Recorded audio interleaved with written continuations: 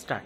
अखंड हिंदुस्थानचे आराध्य दैवत छत्रपती शिवाजी महाराज, अवघ्या 32व्या वर्षी मृत्यूशी झुंज देणारे छत्रपती संभाजी महाराज, ज्यांनी शिवरायांना घडवले वाढवले अशा राजमाता राष्ट्रमाता मासाहेब जिजाऊ यांना त्रिवार अभिवादन करून मी माझे भाषण सुरू करतो। जो जनतेचे रक्षण करतो, पोषण करतो, तोषण करतो, तोच पिता साक्षात मानवा जन्म देतो। निमित्त केवळ प्रचंड देहाचे विशाल हृदयाचे, ज्यांनी पित्याच्या मायेने जनतेचे कल्याण केले असे राजे छत्रपती शाहू महाराज। यशवंतराव शाहू महाराजांचे पाळण्याचे नाव यशवंतरावांचा जन्म 26 जून 1874 रोजी झाला। 26 जून 1874 रोजी झाला। त्यांच्या आई राधाराणी व त्यांचे वडील जयसिंगराव। यशवंतराव 3 वर्षाचा असताना त्यांच्या मातेचे व तो 12 वर्षाचा असताना त्यांच्या पित्याचे अशी माता पित्यांची छत्री हरपली।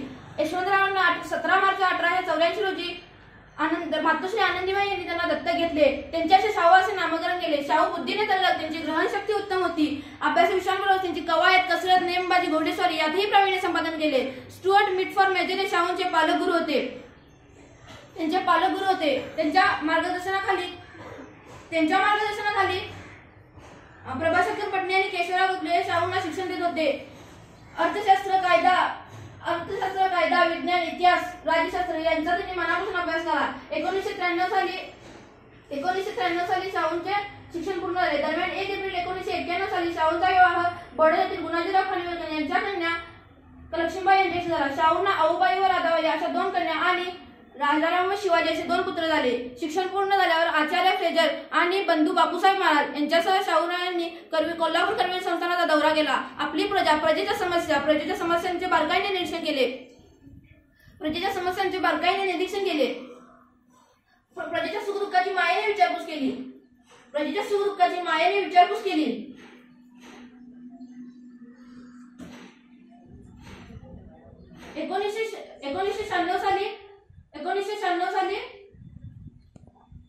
1996 साली पावसाने कृपा केली। महाराष्ट्रात भयंकर दुष्काळ पडला।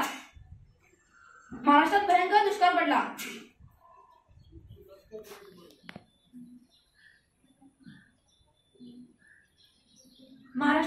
दुष्काळ पडला।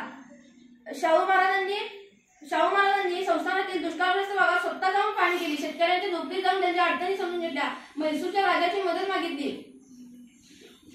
जनतेतील सदन लोकांना सांगून निधी गोळा केला। त्या निधीमधून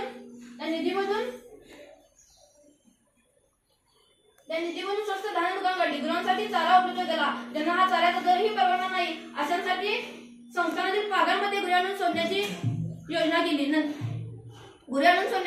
केली। त्यानंतर आणि दुष्काळ असल्यावर आपापली गुरे परत घेऊन जावी।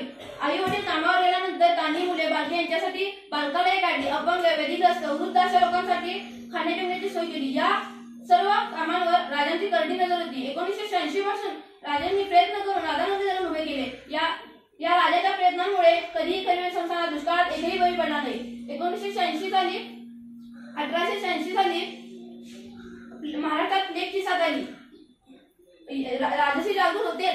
या प्लेगच्या साथीचा प्रभाव आपल्या संस्थानात राजश्रींनी पडू दिला नाही। कोणताही कष्टकरी शेतकरी यांच्याशी संवाद साधताना राजश्री गाठोड्यातील कांदा वगैरे प्रेमाने घालत असत। जनतेला विश्वास होता की हा राजा आपला आहे। बहुजन समाज, दलित समाज शिक्षणापासून दूर होता। शिक्षणाशिवाय समाज सुधारणे अशक्य हे राजश्रींना जाणीव होती। 30 सप्टेंबर 1917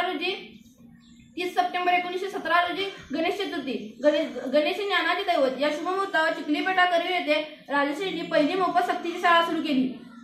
शाळा सक्तीची का शिकून काय उपयोग असं म्हणणाऱ्यांना शिक्षणाकडे वळणे यामागील हेतू होता। स्त्री शिक्षणाचा आदर्श तर त्यांनी आपल्या घरामधून सुरू केला। आपली विधवा मुलगा इंदुमती हिच्यासाठी तुल्य शिक्षकांची नेमणूक केली। तिला शिकवले। या विद्युवृक्षीचा घटनाक्रम डॉक्टर बाबासाहेब आंबेडकर, कमवी भाऊराव पाटील, भास्करराव जाधव, बॅरिस्टर पी.जी. पाटील हे विद्युत संपूर्ण गोमती पिढी आहेत। रयतेवर पुत्रत्व प्रेम करणारे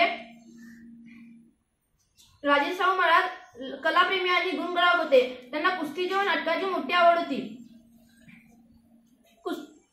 त्यांनी इमाम बक्ष, बाबू मियाँ, अनाप्पा धनगर, गणेश शिंदे अशा अनेक पैलवानांना राजाश्रय दिला। त्यांना किर्लोस्कर नाटक मंडळ यांची कंपनीची नाटके आली की ते त्यांचा प्रवास, निवास व भोजनाची व्यवस्था स्वतः करत असत. त्यांनी कोल्हापुरातील देवल क्लब या संस्थेला जागा व इमारत बांधण्यासाठी निधी दिला. रयतेच्या कल्याणासाठी शाहू महाराज आयुष्यभर चंदनाप्रमाणे झिजले म्हणून त्यांना माणसातला राजा आणि राजामधला माणूस संबोधले जाते. 6 मे 1922 रोजी हा रयतेच्या राजाचा महानिर्वाण झाला. एवढे बोलून मी इथे थांबतो.